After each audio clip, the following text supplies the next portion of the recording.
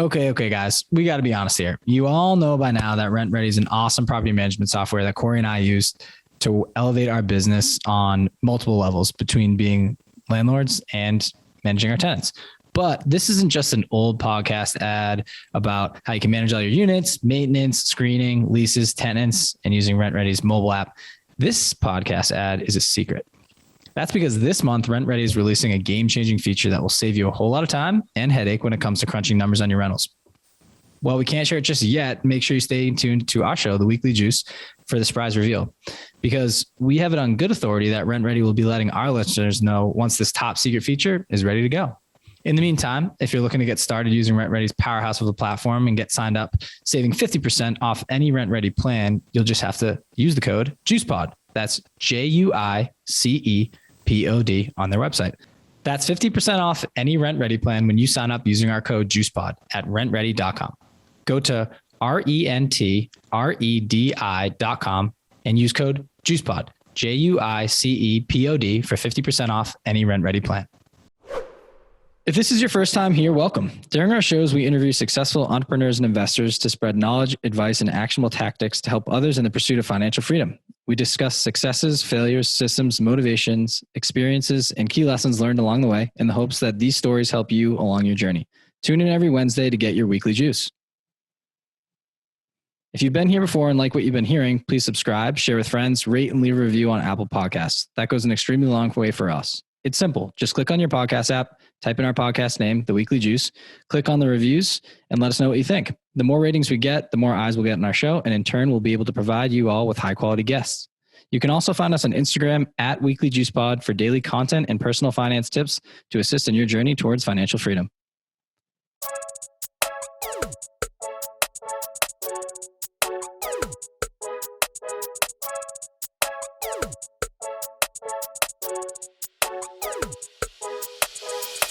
Welcome back to the Weekly Juice, where we talk real estate, personal finance, and entrepreneurship. Ryan and Corey here with another episode for you. Today we have on special guest, Jordan Holbert. If you've been tuned in to us if you're one of the OGs. Yeah, that has to be he was our first guest. First guest ever on the Weekly Juice podcast. He was episode 4. If you want to go back and re-listen to it, we talked growth, mindset, and just kind of getting your head in the game to become an investor at one point and like that kind of turning the page to become an entrepreneur. Getting your financial house in order was a big topic of conversation because we're all of similar ages. Jordan, what are you, 28, 29, 30 ish? Just turned 30, baby. Just turned 30. Exactly. So when we started this like a year and a half ago, we're talking about we're 28. How do you have that mental shift regarding finances? And Jordan was like the first person we decided to bring on, and he's made major strides since then. We should reintroduce him, but absolutely. So Jordan had told me, and Jordan and I have been friends for a while, and he had told me at one point, he's like, hey, listen, I'm like interested in real estate. And he specifically talked about it on his episode. And he's like, hey, Ryan, I think I'm going to get my real estate license. So he essentially was a man of his word. He got his real estate license, and we're fast forwarding, let's just say a year and a couple months. It's not even quite a year and a half yet. And Jordan has sold 12 properties, 1 property per month, between homes and apartments, and did what he sought out to do and changed from the consumer mindset to the investor mindset in the aspect of like, he built a side hustle for himself as a real estate agent. He's maintaining his 9-to-5 job, and on the side, he's selling homes, making some extra cash, and then also has plans to become an investor himself in homes down the line. And I'll let him dive into kind of his whole outlook on that. But I think it's very motivating to hear someone not only say what they're going to do. We have it on recording. I know, it's so funny. Like we were like, absolutely did it. We put him on recording. He said he was gonna, at that point, it was like, I think I want to do this. And now not only did he do it, but he absolutely crushed it in his first year. And to all the people out there that are like saying to themselves, okay, I make a good salary, I'm in a good position, but how do I like really increase that? Or how do I create a side hustle that can get me out of my main gig?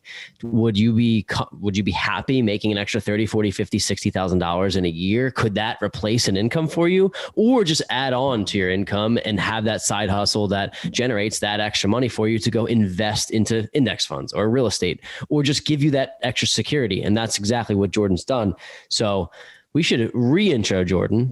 I guess we can, but I'm going to let him introduce himself a little bit. But Jordan, reintroduce yourself to the crew, and then please walk us through the process of just getting your real estate license. I think that a lot of people are interested in that, and they just don't know the steps they need to take to actually make that happen.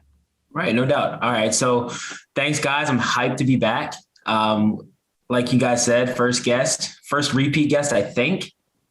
I think you, maybe no. Felipe. No, we had. Beat me out. You know what? It's cool. It's all right. Cool.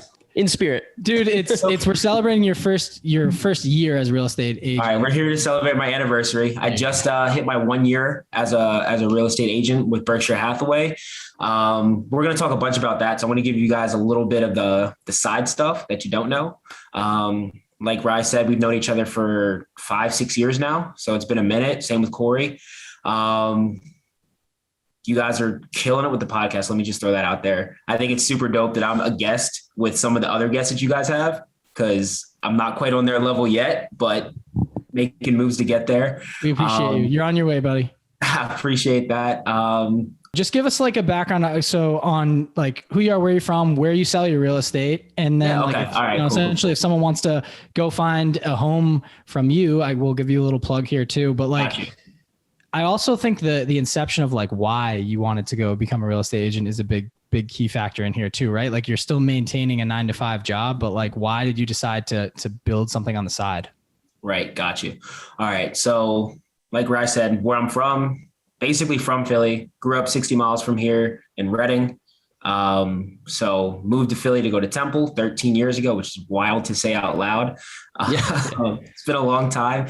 I sell properties in Philly, surrounding areas. So I've been, my most recent one, in the same week, I sold one in Fittler Square and one that was way out in Media. So anything you need, my license goes all across Pennsylvania.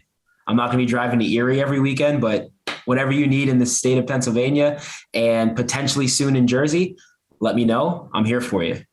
And the reason I set out for this was just like Rye said, like, I was doing well with the job that I had. I was making good money, put money aside. But, I always said like, I want to do real estate. I want to do real estate, but I didn't feel like I had the time to do it. And the pandemic hit and I had nothing but time. So, I sat down, figured out what I had to do and came up with a plan to get it done.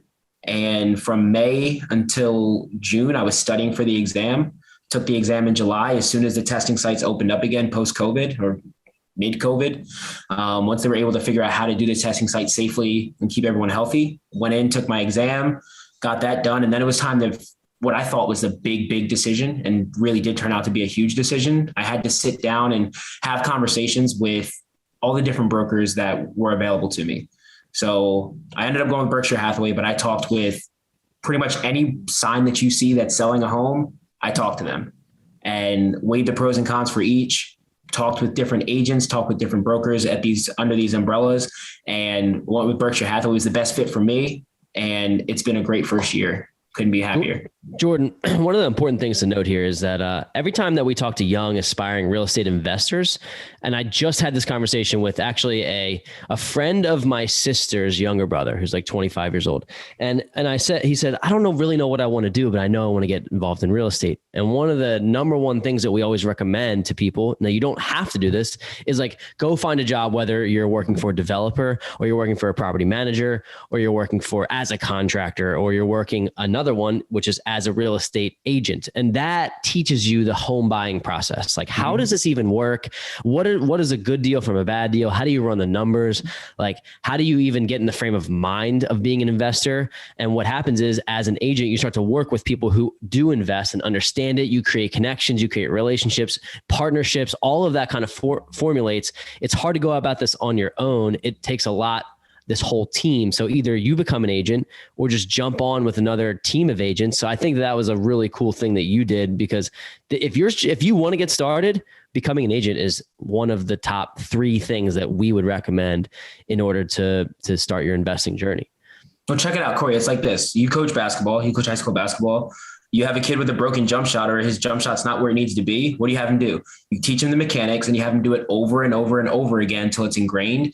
So analyzing a deal is like second nature to me at this point.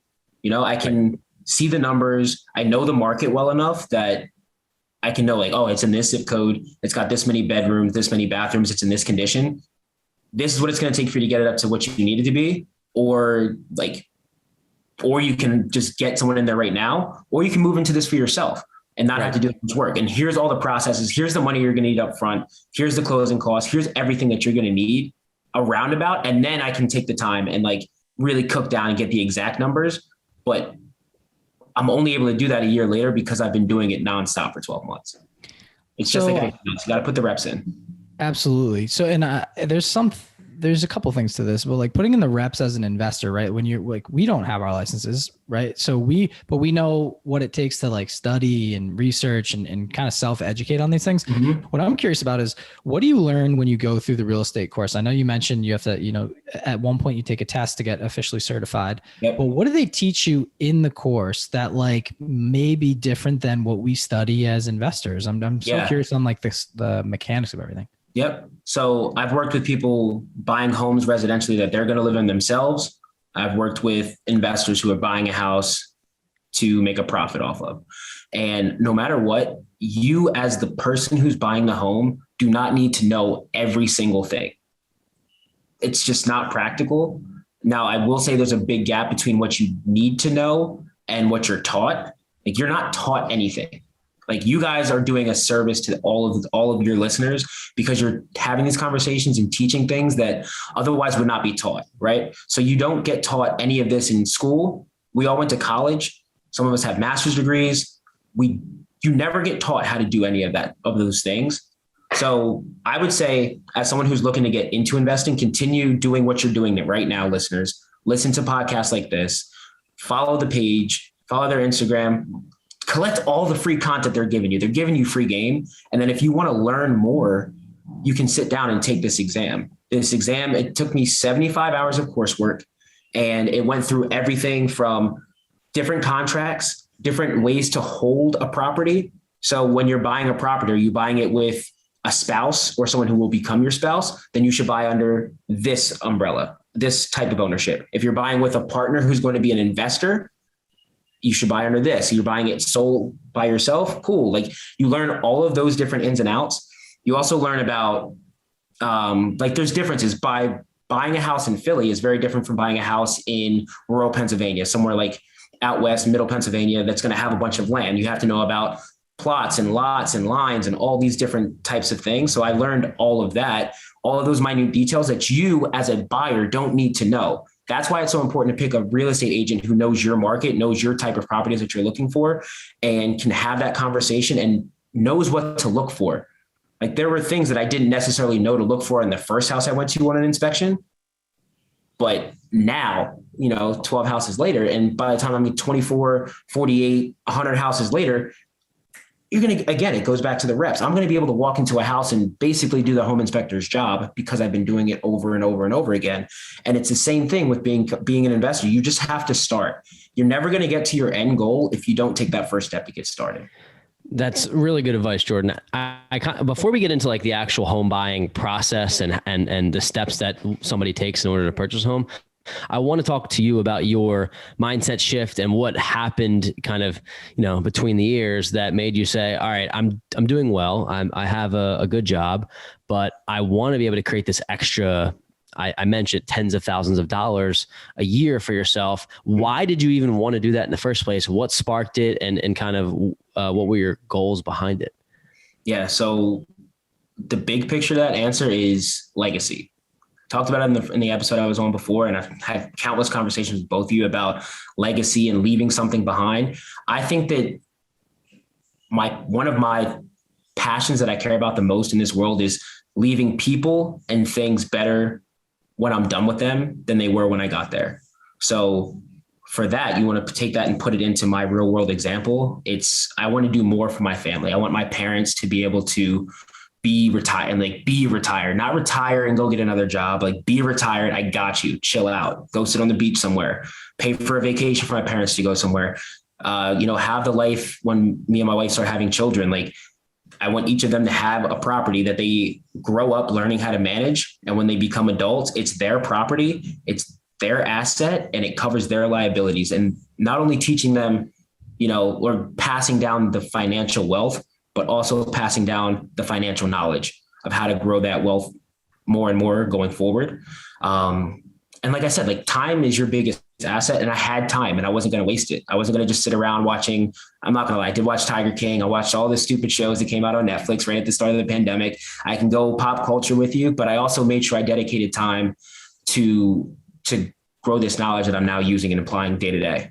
So knowing you and just, I think listeners will take this to like, you have an interest in a lot of different things. And I've seen you do, I mean, I could name a million different things you've tried or like thought you wanted to do. And then you will move on to something else that catches your eye and then you pursue that. But like with real estate, it's certainly been different. Like you've taken it and grown it to, when I say real estate, like you're as an agent and making it a side hustle and continuing it. Like selling 12 houses is no easy feat, dude. And like you really when you said put in the reps, you put in the hours, the self-education, the research and networking. And that takes a lot of time and effort. So like, I know this is your thing and I'm curious just why you picked real estate. You said you always were interested in real estate, but like why aside from 80 to 90% of all millionaires invest in real estate. Hey man, that's a pretty big one. It's a pretty big one. It's a true and tried thing. Like people always need a place to live. And maybe I'm answering for you right now, but I'm just curious of like why you took to it and like why you're so interested in it, because a lot of people have different reasonings. Yeah. So I got into it for one reason and that reason stays, it's steady. But then there were a bunch of other reasons that came around. So the main reason that I got into it was, I always say like, I'm going to try new things. I'm going to continue to try new things and see if I like it. I have this rule where like, hey, so someone calls me, hey, you want to go jump out of a plane? If I had never jumped out of a plane, I'd say, yes, I'm going to go do this because I don't know if I like it or not until I do it. So that's where like, when you say like, yeah, you've tried a lot of things, I talked to you about a lot of the things I've tried. And that's really what was part of just like taking that last leap to get started. It was like, I want to try this. I want to see what it's about. Yes, I know people have made money from it. I know people have made money from it. Maybe I can do that.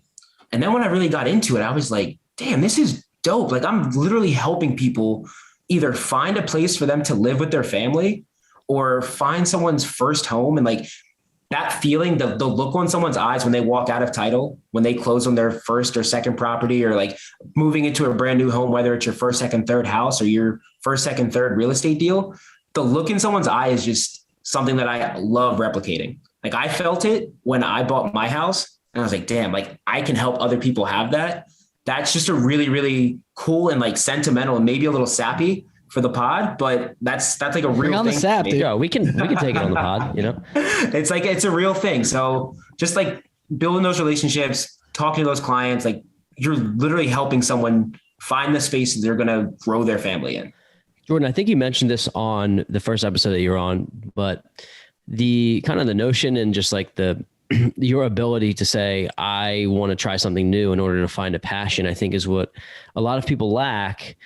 And it's not really their fault, but when you're young, you say like, I don't really know what I want to do. I don't really know what my passion is. And your advice right there is just like, you have to try a lot of things. Mm-hmm. And you may find out that the one thing that you thought you really liked, that you thought was your passion, wasn't, but you'll never find out what it truly is if you sit around and wait for your passion to slap you in the face, because it doesn't work like that. So I think that and it doesn't even need to be your passion. It's just something that like you can add to the repertoire. Like personally, I love coaching, mentoring, teaching. That's one of the things that I do on a daily basis. Well, you do that. You're doing that right now. I know you're not necessarily coaching people like on a sport, but you're coaching people on how to make their life what they want.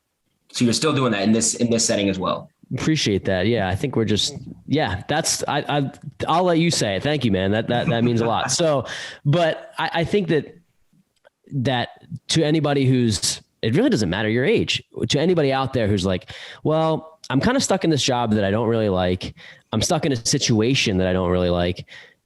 Doing things that you didn't think that you would like, or you never took the risk at before, in my opinion, is the best way to figure out what you are going to spend a lot of your time doing that you truly do enjoy. People think they don't have the ability to change their lives and like take these risks and take these leap of faith. Like, have you ever had, and might be a little philosophical, but have you ever had something happen to you where like your whole world just changes in like 2 seconds and you're like, holy shit. Like whether it's like, I don't know. When I bought my first investment property.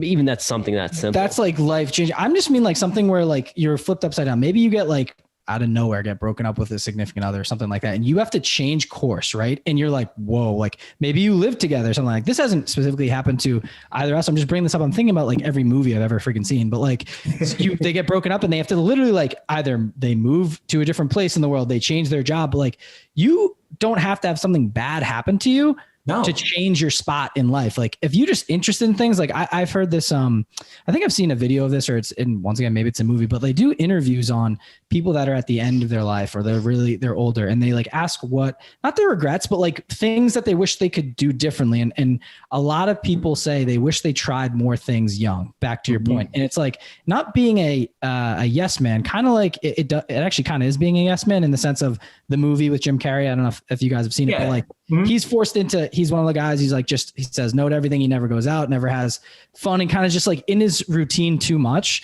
And his friends are like, dude, like you're not living your life. You're just going to say yes to stuff. So he just says so he ends up starting to have to say yes to everything, but he starts experiencing life and things that he never knew he liked. And it's just, it goes back to you. And we, Jordan and I have had this conversation many a times, and you're like, dude, I just say yes to everything, like within boundaries. Right. But like, just, if I haven't tried it, and I'll try it because I might like it. And then it just parlays into this real estate thing. Is like, it proves exactly to a T. You saw something that you were like, hey, you can make some money in this. I know how I felt when I bought my first home. I had joy on my face. I think I can bring this to other people and spread the love, and boom, you loved it and you're absolutely killing it. So I think people need to stop making excuses. And if you're interested in something, just pursue it. Yeah. Yeah. And I'll let Jordan jump in here too. But I was listening to Joe Rogan the other day, and I love his podcast. I mean, he's the number one podcast in the world. Maybe Weekly Juice is up there too, but number two, number two, strong number two. So he was saying like, he's like, look, there's so many like people that are stuck in their own head about who they are and what scenario that they're in. Like he made an example. He's like, if you're 56 years old and he's like, you think that you see the world a certain way. He's like, why don't you get up and go out there, learn how to fly fish, or get up, go out, learn how to rock climb, like those things that you don't think you can do. He's like, once you do them, it's like literally this door to a new universe opens up, and you have you've suddenly taken yourself from one position and put yourself in a totally different position, which can radically change who you are, the people you're around, and then who you can ultimately become. So I think you taking this leap of faith, Jordan, you didn't know if you're going to sell one house, 6 houses, or 12 houses, no idea. But I'm sure that your success has driven you to want to do more of it. Now, maybe you could have done it. Yeah. And you could have done it and said, okay, shit, I'm not that good at this, but at least who knows who you would have met along the way, and what next right turn or left turn you would have made because of that decision that you made in the beginning. And I think that's just so important, is that this world and this life, there's nothing linear about it. We're not supposed to go up this path that just takes you up like an airplane. It's like you may have learned something from this that taught you something about yourself that you never knew, that leads you to the next journey, or the next person that you meet, or the next great relationship that you will be able to form from it. So, you know what's crazy, Core? You actually you took me to a point. You just walked me directly to a point I wanted to make throughout the episode. Is I do feel like I'm in a new space. I'm in a new headspace, right? So I was always saying yes to anything and everything for a long time because I didn't know what that long-term picture looked like. Now that picture, by saying yes to all these different things and finding out what I like, what I don't like, it's like moving away some of the fog, right? Finding out what I don't want to do, and I can start to zero in on what I do want to do. So now I'm at the point where like, all right, how do I get to the point where I don't need or even want or even have the ability to have a quote unquote 9-to-5 job because I'm so busy with real estate? That's the next goal. Like, I know this is the thing that I want to be doing for the next 10, 15 years, 20 years, whatever. So how do I get hyper focused now? Instead of saying yes to everything, start saying yes to everything within this smaller circle of real estate. It's like a funnel, Jordan. So like you don't have to say yes to everything your entire life, or you may end up building all these short bridges that never get to the other side. Right. But if you funnel all these decisions when you're young, especially when you're young and you don't have kids or you don't have responsibility, all you have is time. You don't have all of these things, quote unquote, responsibilities that like, look, I understand if you're 56 years old and you have 3 kids and you feel like you can't take a risk to go into something new. Look, you got people you got to take care of. Like there is something to be said for that. So when you're young, take all of the risk possible. And Gary Vee says it all the time. He's like, dude, you can be 23 years old and start a whole new life. And then by the time you're 27, have built nothing for yourself and start over. And it's like, you just stop putting boundaries on your own life. Cause I try not to put timelines and boundaries on my own life. And it's hard. It's not easy. I like how you mentioned the non-linear aspect of this thing. Like life is not supposed you want it and you think it's going to go in some sort of direction and it's going to take a left and a right turn, way left sometimes. And you have no idea what to expect. But as long as you have like a how do I say this? Like goals and like a path or like a vision, I would say, in your mind of where you want to go, you'll end up there.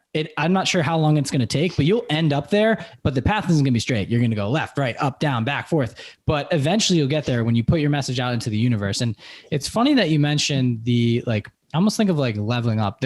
We're all of us 3 are going through life. And then like all of a sudden you get hit with like, boom, I'm not the same person that I was the day before, or like the last year. Like I think of Corey and I, well, all 3 of us actually a year ago, like we didn't have properties. Like he had one, but we didn't have anything together. We didn't have a partnership. And then we didn't have a brand that is now like able to bring in money, bring in cash flow and cash. And like, it's a weird thing to look back in a year. Cause I don't think, isn't it wild? People don't reminisce enough. Like luckily we have this in writing and like in pictures and we're like, holy shit. I went back to, we talked about today, went back to our episode with you. And then I looked back at our first Instagram post. I'm like, holy shit. It was horrible.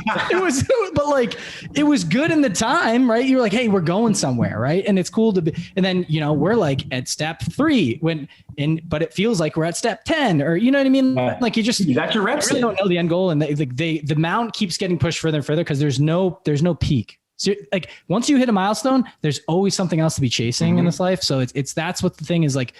It's always the carrot dangling above your head, right? Like that feeling of like always chasing something, but that gets you motivated and excited to keep getting up and going, doing it every day. Yeah. You have to have a healthy relationship with that carrot though, because you can drive yourself crazy. I've caught myself doing it a lot this past year where, like you said, things are going to go right. Things are going to go wrong. There's gonna be shit that's out of your control completely. Like every single house that I sold, something came up. Either, something was wrong with the roof and we had to go back and negotiate how that was going to get fixed. Or a house I was selling, it starts raining in the basement the day before the inspector's coming. And no matter what, you can fix it. It was a hot mess. I was literally there as it started pouring in this black, mucky, muddy water because someone on the 3rd floor was dumping potting soil into the apartment for 4 years, just down a drain. And that drain happened to blow the day before inspection. We ended up selling the house for $10,000 more than what we had originally had it priced out for. So if you get creative, just stop and think like, okay, how do I fix this? It's not so much about, oh damn, like how did this happen? It's how are you going to fix it and move forward? If you keep that in your mind, you can get that carrot anytime. Totally agree. I think what separates good from great or successful versus not successful is essentially just keep going and consistency, right? Like a lot of people think you're going to give up and then just don't. You just power the fuck through. That's really what it is. Like don't ever think that's not even an option. It's literally not an option. That's if you can get in your head that quitting is not an option, you're going to be successful. I know that sounds. It wasn't an option. I had to sell that house. Like the person who I was selling the house for already was moving to a new house. Like they were gone. They were moving out of the house that we were selling and they had already signed papers for the new house. Had to sell it. So there was no choice. We had to figure it out. It's the back against the wall mentality. And like, if you think about that for everything, when everything goes wrong, it's like, well, I got to figure it out. Like I always think about when I had a paper due in school or something like that. It's like, I absolutely don't want to write this thing at all. I have no interest. Oh, it's doing 6 hours. Done. I'm going to beast the shit out of it. Just go hard. And then it comes out with like, people are like, oh, it would come out way better if you had a couple more days. It's like, no, it wouldn't, because I didn't care back 2 days ago. I cared today to make it perfect. Well, that's the thing. You got to figure out how to care about the right things all the time. Even if it's not 6 hours, not even if it's not raining in the basement, like you have to figure out how to get your mindset to be that way. And that once you find what you want to be doing and you find a why behind it, that next part comes really easy. Totally.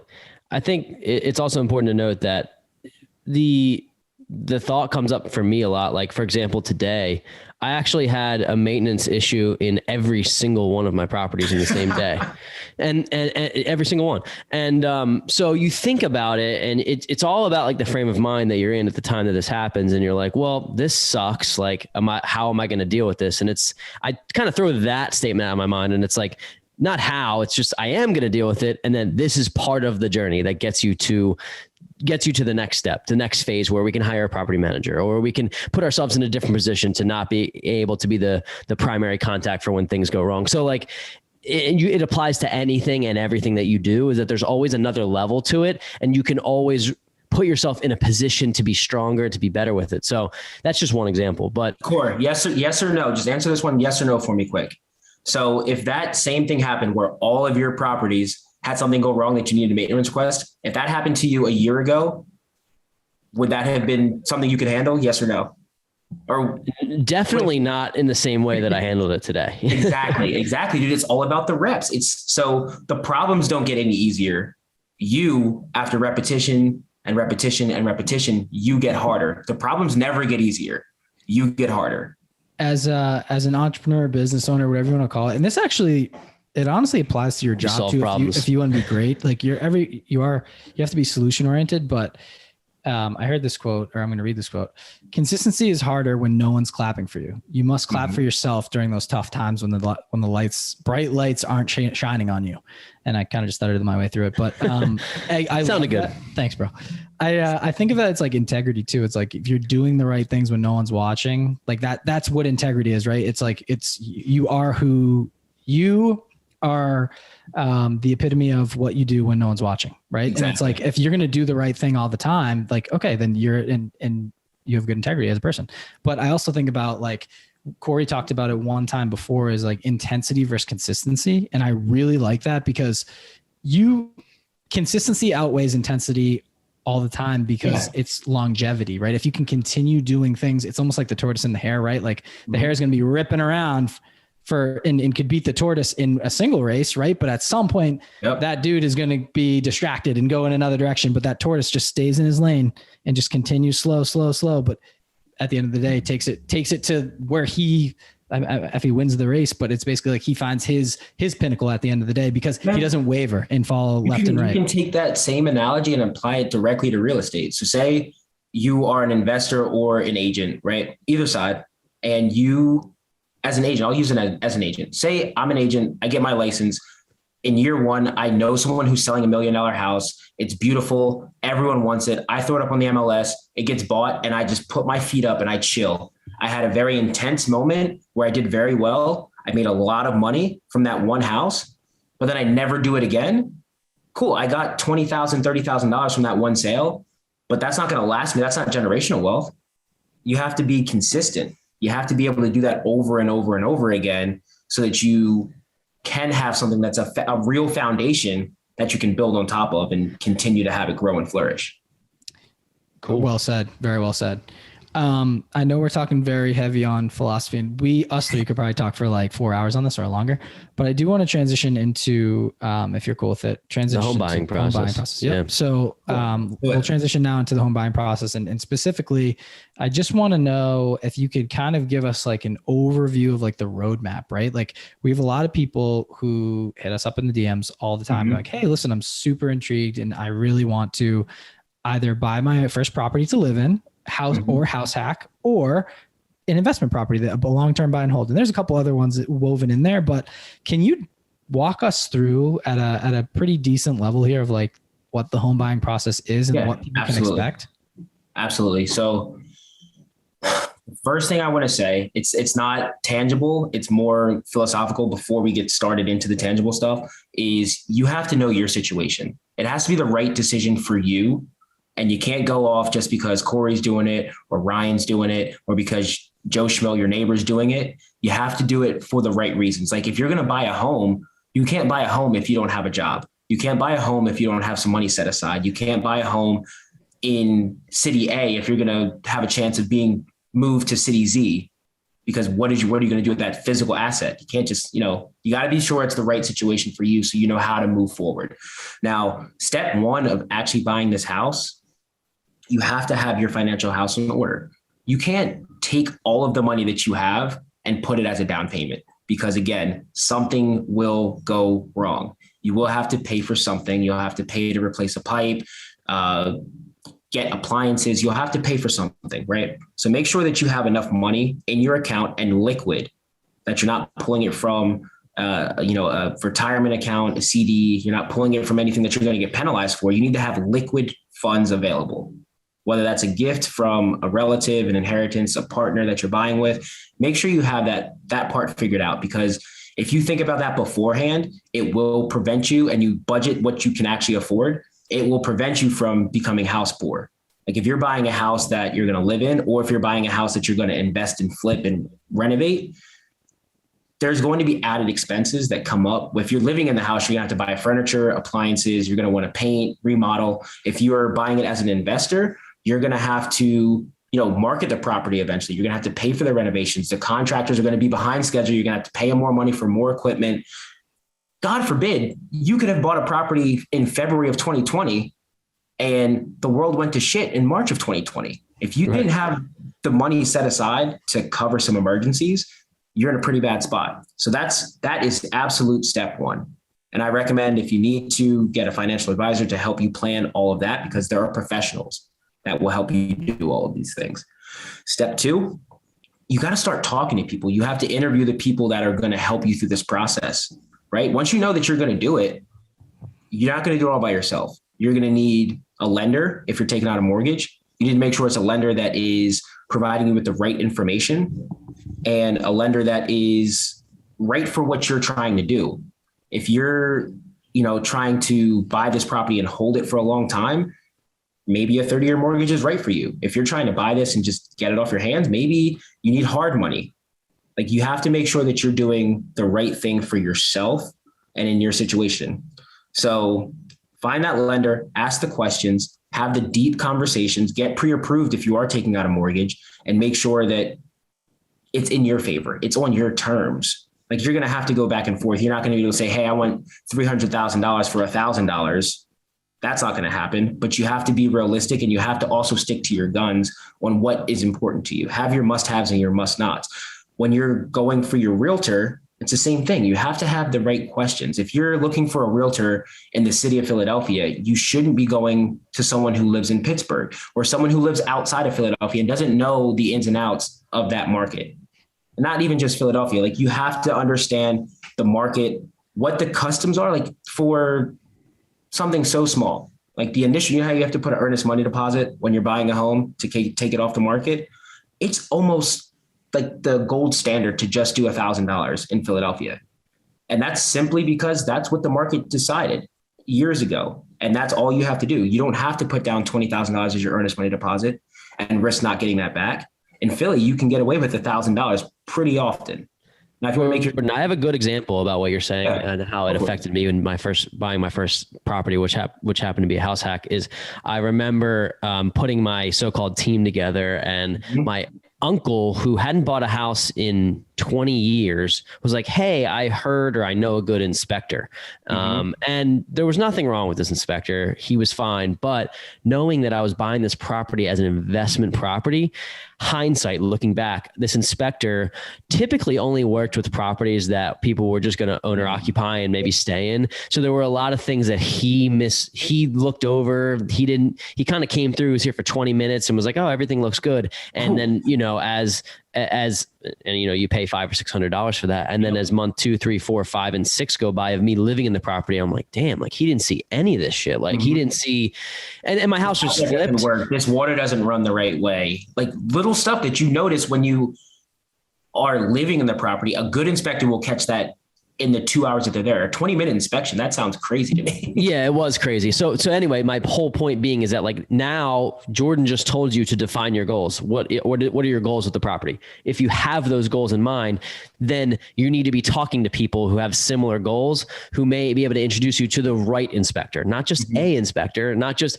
a agent. Like Jordan, if you had never worked with investors before, it would be hard for somebody to introduce you to an investor confidently and say he knows what he's doing with investors, right? So those are all the groups of people that you want to interact with, to be around, to know, okay, I got an investor-friendly agent, I got an inspector who's worked with investors, and it's vice versa. If you have somebody, if you're not buying it for investment property, but just somebody who's done what you are looking to do as specifically as you can get for, as many people as you can find. Yep. Exactly. And then the home inspector, that's the third person. So you have to have a good realtor, you have to have a good lender, and you have to have a great home inspector. Because if you have a good home inspector and they happen to miss one or two things, that can be $10,000, $20,000, $30,000 out of your pocket, because you've already bought the house, you're in it, and then you realize that shit's wrong. So once you have your new roof, need a new roof, you need it's just, there's so many things. Furnace. Once you have your team, how much does that run you, dog? Cool 10 spot. It's all good. Oh, I hate those cap expenses, man. I like them to be done right off the rip. This is just like a personal preference, but like, because then it's just done.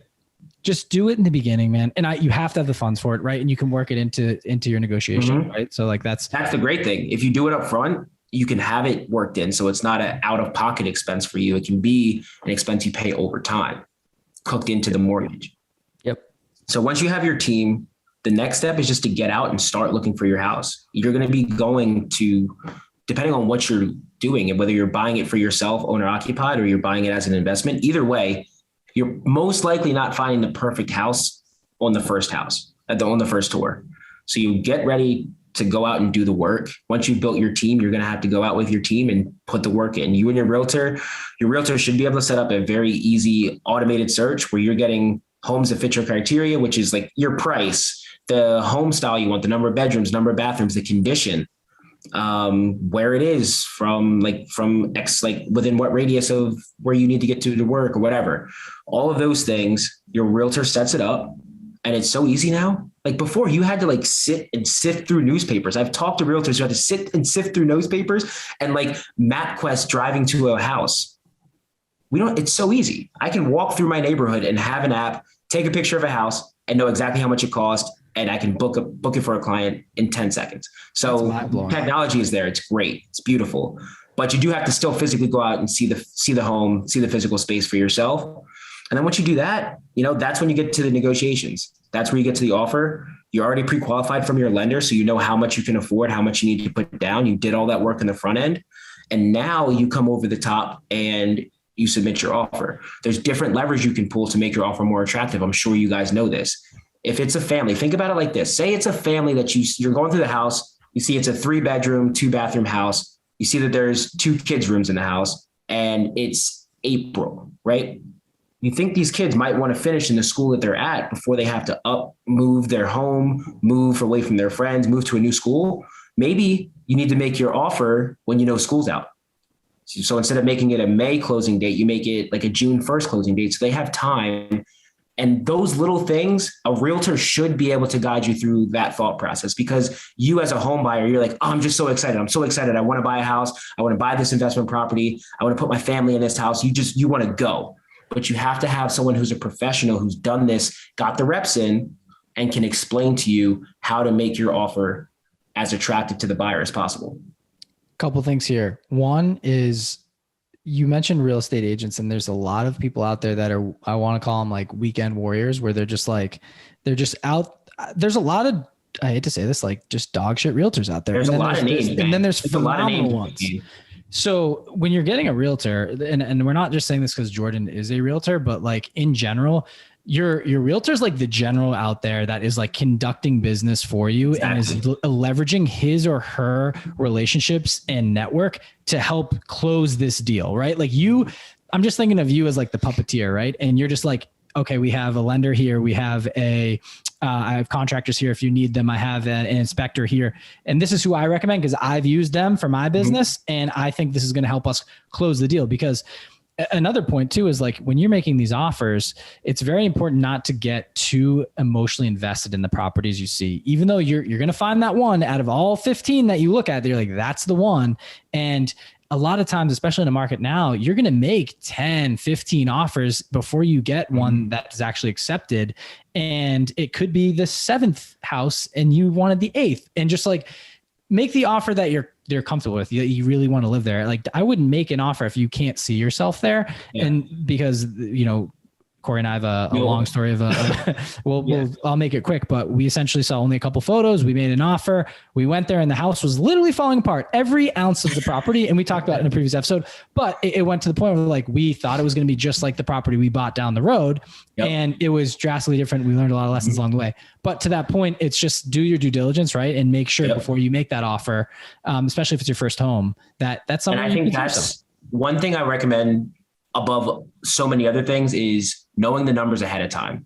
Because if you know the numbers and you trust the numbers and you promise yourself and whoever you're going in with that you're going to stick to the numbers, the emotions are blocked. It's like having an offensive line blocking for you, making sure that, a house that's out of your budget or a house that's not going to cash flow the way it needs to, your emotions aren't going to get you and get you trapped up in something that isn't the smart decision. It's the emotional decision. Totally. Totally. So we bring this up on the podcast and you just hear it in the culture, the entrepreneurship culture that we're in, is that like relationships are everything, but we can give you like real life examples about why I love my realtor, and Jordan, I realize how good of a realtor you're becoming just because of what you've been doing in the past year. That being said, if I'm the buyer, I'm still trying to create that relationship with the seller, and I'm using my realtor as somebody who's also like a pillar that's helping me do that. And I'll give you an example. I know somebody who was looking to buy their first house hack, and they had in this hot market, it's cooling down now, but probably like 3 months ago, they were submitting offers on a property. They kind of did some background research on the people who were selling the home, and like, what did these people want in order to get out of their home? Everyone has a goal. Everyone's trying to solve a problem. And what my friend realized is that they actually went to the university that he works at. So he wrote them a handwritten letter and just said, hey, I just want to let you know, I'm really going to take care of this property. I saw that you graduated from this school at this time. I actually worked there. I love it. And then they took his offer that was $5,000 less than the next highest person. And they said, I really want to make this relationship work with this person. And there's so many other ways that works where, for example, we purchased a property and it was an estate sale. And we essentially took this property off this gentleman's hands whose mother had just passed away. And he just didn't want to deal with it at all. He was like, I can't put any more time and energy in this. My brothers and sisters, nobody's around. It's just me. We're like, fuck it. Just leave every piece of furniture in this property and we'll take it out. And did we want to do that? No, it was terrible, but like it helped us get the property. And it was just like, it was a terrible scenario that we actually just made the best of it. So it's just funny. I always say like, use your realtor as leverage in a good way and build a relationship with them, but also build a relationship with the seller, because people want to do business with people that they enjoy and people that they like. It's not rocket science. It's really like a simple, like, can you look somebody in the eyes and can you feel the sort of like give and take connection that helps you get deals done and move things forward and help other people and bring value? And I'm rambling, but well said. And I have a point off of that.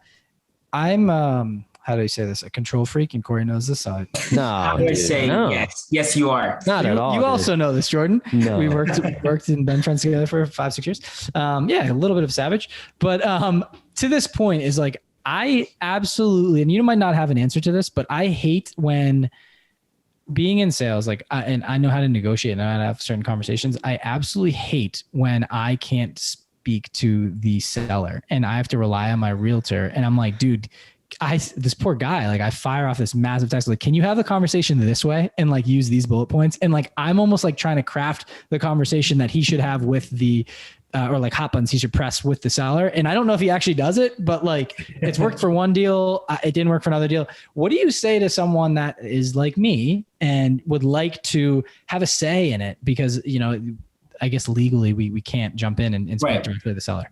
Mm-hmm. So one thing that I know for a fact has helped me do my job well is empathy. If you have a realtor who walks around with their chest puffed out, thinks they're hot shit, swears that they know everything and won't even listen to you to give you an ear, to have an opportunity to find out your perspective, that's a bad realtor.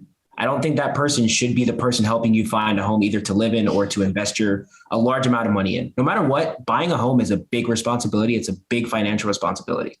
So it's not my money. I'm making money from this. You're spending your money. So I'm going to listen to you and guide you as the expert. I'm still the expert, but I'm still going to respect what you're saying and what your wishes are. And I'm a fiduciary, just as a financial advisor is a fiduciary advisor to you, advising you on your money. My responsibility, my job, you're my boss. My client is my boss. I don't have a boss. I don't have to report back to my broker and all this. I don't have anyone calling and checking, making sure I'm making my calls or, you know, doing anything. I could sit on my ass every day and never do anything, but I won't make any money that way. The way I make money is by pleasing my clients and finding them transactions that will work. I would say make sure that you're getting a realtor who is going to listen to you, but your realtor is not going to bend over backwards and listen to everything you say because you might be wrong. So as a real estate agent, you need to be able to say, I hear you, Ryan. I hear you, Corey. I understand what you're saying, but this is what I know to be fact. This is what I know to be true. This is what I've seen from my experience. Yeah, I think that learning the goals and aspirations of your clients is the most important thing. Conversations. Yeah, Jordan, you don't know who your client knows who might sell you the next or who might help you because you listened in a certain way or because you help them navigate a tough time or help them try to get a negotiation done. If you help them, you their cousin, maybe the next person they're saying, you have to work with Jordan. He'll listen to you. He'll make sure that your needs are met. And then you have a $3.5 million home sold. And I literally had this happen for a house in Fittler Square last month. I met this couple. I met them, showed them 7 houses, and we put an offer in that same day. I met them that day. And it's because I listened to what they said. They had interviewed. They were coming up from Baltimore, trying to move to Philly to be closer to one of their sets of parents. And they interviewed. They were coming up 6-7 weeks in a row, interviewing people. They met me. I listened, had a conversation. We found the right house. Offer was in, and they're in that house now. Like, it's all about listening and understanding what someone wants and needs.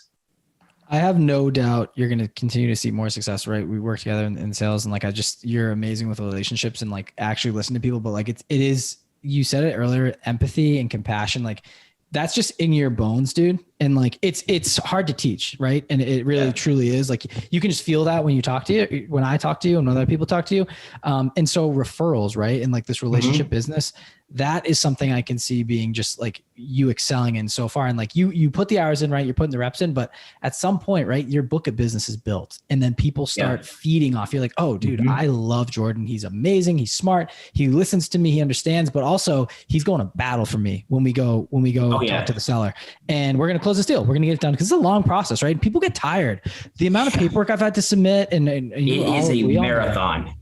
It's a marathon. It's a triathlon, honestly. You're literally like a therapist at some point to people throughout this. And like your customer service background probably freaking helps you, man. Cause like I can imagine you're just like, you have to be an ear and a shoulder in it. Cause it is a process, especially for a first home. People they wig out. They don't know what's going on. Like scary. You've never done it before. You've never done it before. You brought us through the process perfectly, pretty much. I think the only thing we didn't talk about was after negotiation, I think you land on closing, and right? Yep. So can you just talk about what that looks like? People get closing, like what is it actually like at the closing table? So we got to cover the gap between when the offer is accepted and the closing table. So there's the contingency period. So there are contingencies that will allow you to get out of the deal and get your money back. So you have typically a 10-day period to do your home inspection. That's hire home inspector, schedule inspection, have that inspector come out and give you a report and then agree on what's going to be done. Are the repairs that need to be done going to be done by the seller before closing, or are you going to give me or give the buyer a seller's assist, which is a chunk of money that goes back to the buyer that they then get to use to pay for the repairs on their own. Those are pretty much the two main options. But that contingency period is super critical. I've had deals almost fall apart. I've had deals actually fall apart in that contingency period, and the money went back to the buyer out of escrow. And that is super critical. Make sure you have the right contingencies for the house that you're buying. You don't need to have a radon contingency if there's no basement, because radon is only underground level. You don't need to have lots and lines boundaries for a house, a row home in Philly, because your house is your house. You don't have any extra land. So making sure you're choosing the right contingencies and executing them correctly. And then you get to that closing period. So that's when you're going to find out from your mortgage lender exactly how much money you need to bring to the table. So they're going to say, all right, you put down your earnest money deposit of $1,000. You owe another $25,000. You need to bring that in the form of a cashier's check or do a wire transfer. And once that happens, that's the day of closing. And usually the day you take possession of the house, you're just going to be signing papers. The title coordinator is going to walk you through and say, hey, this is what this paper is. This is what this paper is. There's not really technically most of the time a need to have a lawyer, because you're going to have your realtor, the title coordinator, and your mortgage lender all with you, making sure that all the boxes are checked, all the I's are dotted, all the T's are crossed properly. So if you're going to spend, you're going to be spending a lot of money in this process. I don't necessarily know that you need to, especially if it's a typical single family home, you don't necessarily need to bring legal counsel with you. It's great if you have the extra money to do it, but not necessary. And yeah, once you sign all those papers, get your hand nice and loose, because you're going to be signing a lot, even in this digital age. A lot of papers do need to be wet signed. So yeah, that's pretty much it. Love it. Thank you for taking it through that journey. Cause we've done it, enough times now to know that like when you gear up to purchase a property, it takes a lot of energy and a lot of focus and a lot of time. And there's a lot of moving parts that go into it. So we appreciate you breaking that down for us. I think this episode has really been great to talk about your side hustles and transitioning from doing a 9-to-5 to taking a 9-to-5 and adding a side hustle onto it that makes you a significant amount of money. I'm curious, what are your kind of future goals with this? Where do you see the real estate portion of your life going? Are there other side hustles? Is it just like, have you found the one that's going to work that you are going to try to replace your entire income with? Like, where does this go from here? Because I think that's a really great perspective for other people to say, like, I can do this too. No doubt. So I got to say one thing before about a side hustle. So you can't treat it like a side hustle. You can't treat it like a hobby. It has to be something you build into your life and you build time into and you put effort into it in order for it to be able to grow to something you do full time. So as far as side hustles, real estate is a job. It's not even a side hustle anymore. It's a job that brings me income. And that's how I decided to treat it. And that's part of the success behind me. As far as other side hustles, coaching, I'm loving it. The team is not very good. We struggle. We're 0-4.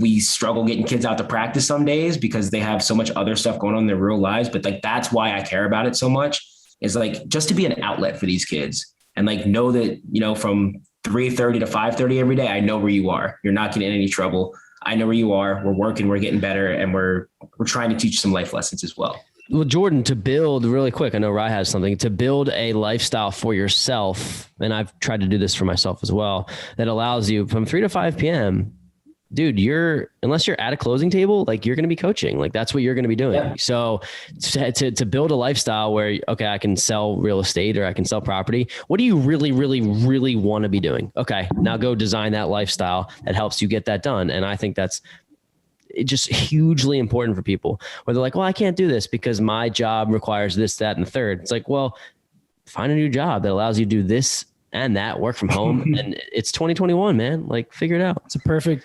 segue into my kind of next thing is like, there's a lot of people that are listening and they're thinking, okay, this is cool, but there's no way I can balance having a 9-to-5 and then also building you have to be just an absolute savage. Like, how do you balance your time, Jordan? Like, I truly don't understand how you can have a full business as a realtor and then also have a 9-to-5 A 9 to 5 is 9 you're working, 5 p.m. you're not working. So is it in between those? Is it weekends or is it in between those times, like in the morning or super early or really late? Like where are you? How did you build this? So it starts with organization, and that's not a skill set of mine that like is innate. So there were some bumps and bruises, but it's all about like being as prepared as you can beforehand, making sure like, all right, I know I have this 9 o'clock meeting I have to be at for my 9 to 5. I know I have to do this, this, and this. Here's the gaps. Like most people aren't working straight through 9 to 5 every single day. There's some gaps and you just have to maximize those gaps, and you have to say no to some fun stuff that you'd rather be doing. Like you might not be able to go grab that beer with your buddy. You might not be able to go, sit and watch an entire football game at Xfinity or at whatever bar. You might have to like have it on in the background and like do some work on a Saturday or a Sunday during your college football or your NFL team game. You might have to, and it's communication too. So I would say it's organization, communicating with the people in your life. You're like, hey, I'm working on this. I'm going to be busy for the next 14 days straight. It's not me ignoring you. It's not me not valuing our relationship. It's me prioritizing this amount of time to work on this specific goal.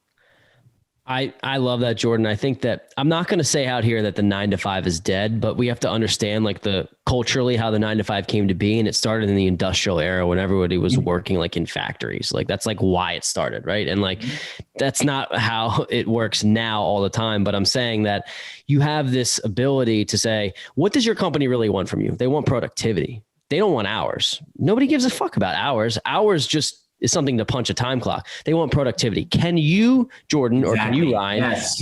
can you get done something that takes the average person 8 hours, and can you do it in 5.5? And I think that's a real touching point for talking about. Now, you don't go into an interview and say, hey, I'm only going to work 5.5 hours a day, but you prove it in the work that you do.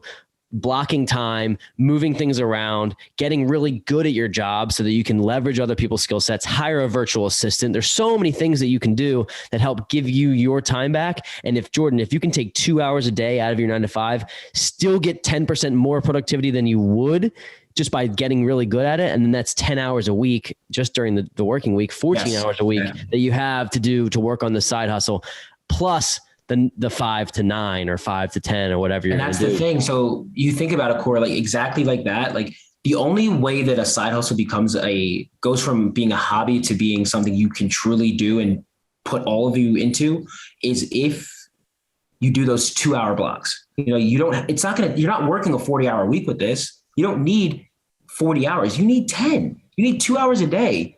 That's really the amount of work that I put into real estate. 2 hours. It's either 2 hours from 6 to 8, 2 hours from 8 to 2 hours somewhere in the day.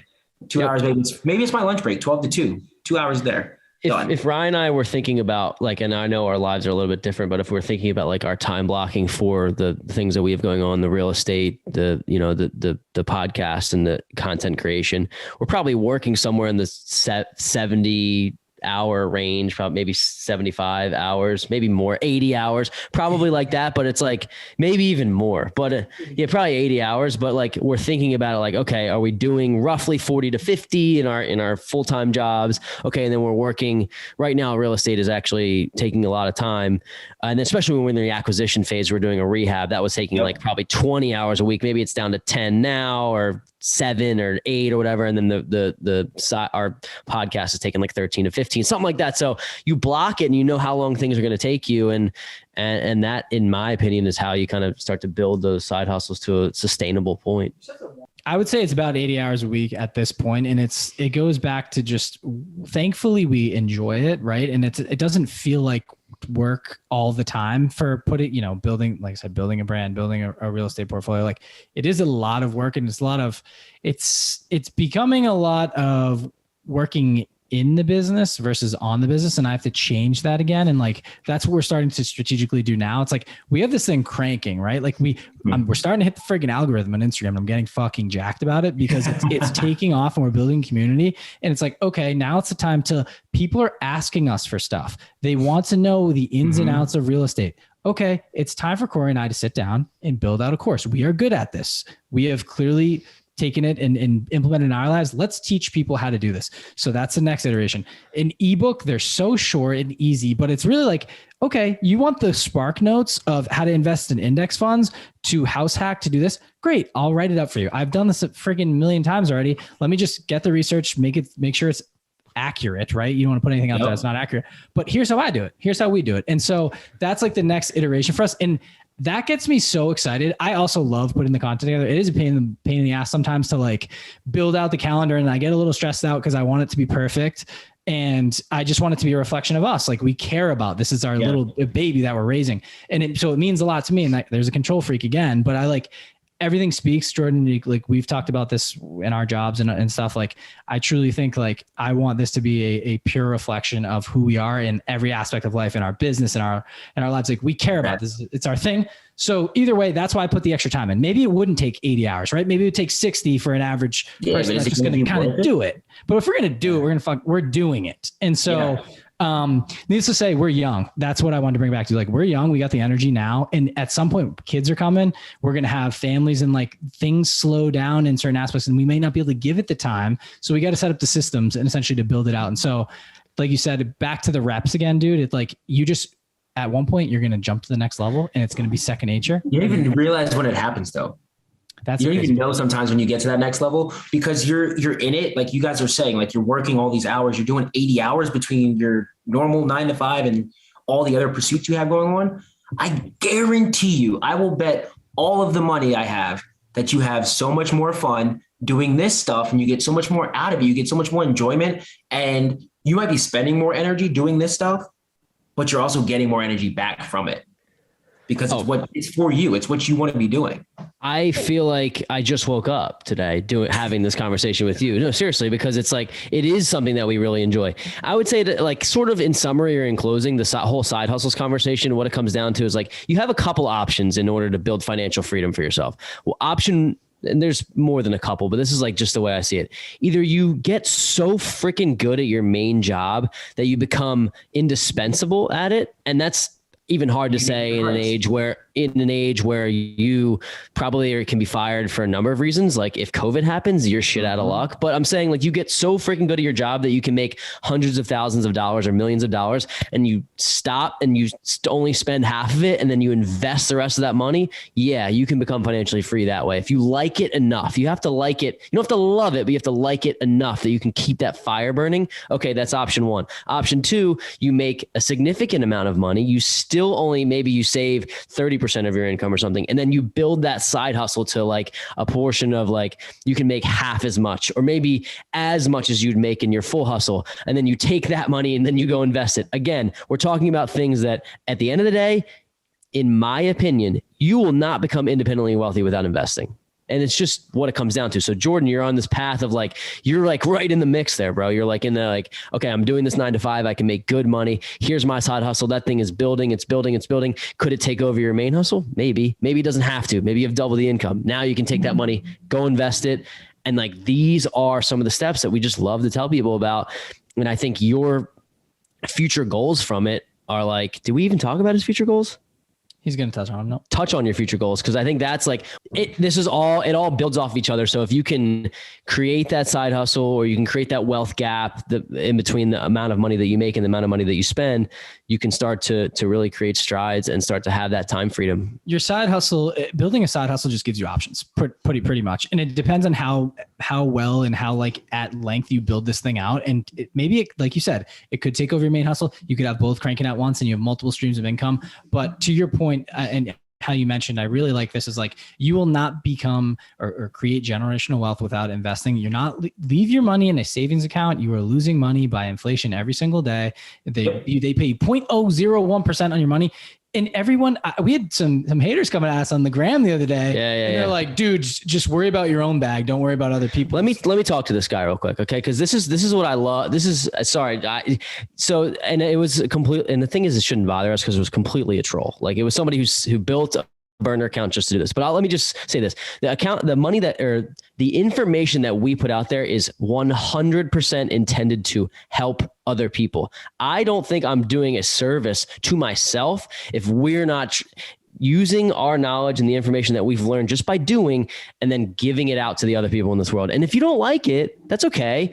But we're never doing this without thinking about the other person first. And what would I be doing in this world if I was only worried about myself? That's ass backwards. So it's like, it's kind of that thing where it's like, if you, Jordan, are helping 12 people this year purchase this home, how are they going to feel about you? You've just created this place in their world that's like, man, Jordan was great. He listened to me. He helped me purchase this home. I'm going to go tell more people about it. And like you just said, legacy. What is a legacy besides you having all these people around you think great things about you when you're not there? And like, that's what this whole thing's about. So build that side hustle, doing something that you love, bringing value to other people. And I don't think you can live a life that's not fulfilled if you do that.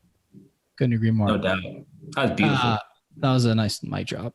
So with that, Jordan, can you just talk about or give us your future goals here, whether that's with your real estate business, with me? I know he talked potentially about like more side hustles down the line, but like, I guess, what do you intend to do with your license? Are you going to start investing? You're just going to continue helping people and being the great guy you are?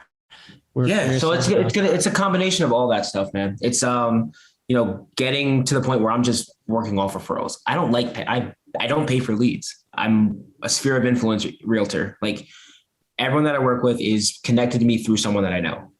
That's how I like to work because I've already established credibility. We have a way easier track to get to a trusting relationship because that credibility has already been built. So I want to continue to give people knowledge. Like I'm open to this. I want all your listeners to go to my Instagram and sign up on my link for a Calendly. And I will literally give you a 45-minute workshop on what it takes to buy a home. We can tailor it to your market. I've done this with people in San Antonio, Texas. I don't have a license for San Antonio, Texas, but a friend of a friend wanted to learn about buying a house. I gave her all the game. I got nothing out of it. I just wanted to help someone and like help her through this process. Because again, Corey, it comes back to the knowledge. If I have this knowledge, who am I to keep it for myself if it's going to help other people? So all about that. I want to eventually, have a team under me. I want to become a broker, have a team under me where I'm continuing to help people who are deciding to take that leap and bet on themselves the same way that I did last year and help them become successful and have them do the same thing for people behind them and just keep doing that over and over again. As far as my own real estate investing, absolutely need to have my own investment property by the end of 2022. This year was focused on, getting my own house in order, paying for my wedding, making sure we had to put no debt down for that, pay that all cash, made a really great experience there. And it was beautiful. Loved it. Now that we're here, we're working as a team to make sure that we can buy our next home, which will make this home that we live in now our investment property. So that's step one. That's this next step in that phase. Step three is traveling. I think that there's only two reasons people make any purchase. It's convenience or experience. And convenience is, like you buy your Netflix account so you can conveniently watch the films and the TV shows that you want to watch. You buy whatever, you go to the grocery store and buy these things from the grocery store so you can conveniently eat and feed yourself. Experiences, that's the other thing you pay for. You pay to go to a basketball game or watch your favorite NFL game or go to Punta Cana to get married. That's an experience that I will never, ever, ever trade for anything in this world. That trip and any trip that I've taken. It's even the ones where, some things go wrong sometimes when you travel. Those are experiences that you come back and you have a story about. Yep. I want to have as many experiences as possible, and developing my hobby into a side hustle, into a money-making business gives me the options to buy the conveniences and the experiences that I want. And I would just want to continue to do that. Awesome. Very, very well said, Jordan. I was in a weird mood before I started doing this podcast, and just talking to you has helped that. And I feel like I'm back. So you're back. Yeah. You're back, baby. This guy, dude, thanks for bringing the juice. We needed it. No pun intended for the boy. Definitely pun intended. But Jordan, if, let's just say people want to learn more about you. They want to follow your journey. Maybe they're looking to buy a home in the Philadelphia area. What's the way people can get in touch with you and kind of learn more about Jordan? Yeah, you can find me on homesbyholbert.com, www.homesbyholbert.com. You can find me on Instagram assuming Facebook gets their stuff together and brings back. They're back. Yeah, they're back, baby. Back. Mm-hmm. All right, they're back. All right, then you can follow me on Facebook at Homes by Holbert. You can follow me on Instagram at Homes_by_Holbert. And yeah, those are the 3 best ways to find me. And keep listening to these guys because I'm telling you, they're giving you bomb ass free game. It's incredible. How about that? Appreciate you. Brother. That's love right there. Appreciate you, Jordy. It was a pleasure, man. As always, thanks for dropping some knowledge on our listeners. Super proud of you, man. You're absolutely killing it. It's not that you weren't successful a year and a half ago, but to watch what you've built up in such a short amount of time and the dedication, commitment, but just being you again and giving back. Like that's what it's all about, man. That's why we wanted to have you on the show. And like, it's just a pleasure for us to keep spreading the knowledge from one good person to another. So appreciate all you do, bro. There's levels, bro. Keep doing your thing. Guys, keep growing. I know you're at 10,000 now. I'll catch you at 100. Thanks, Jordy. Sounds like fun, bro. Have a good day. All right, fellas. Peace.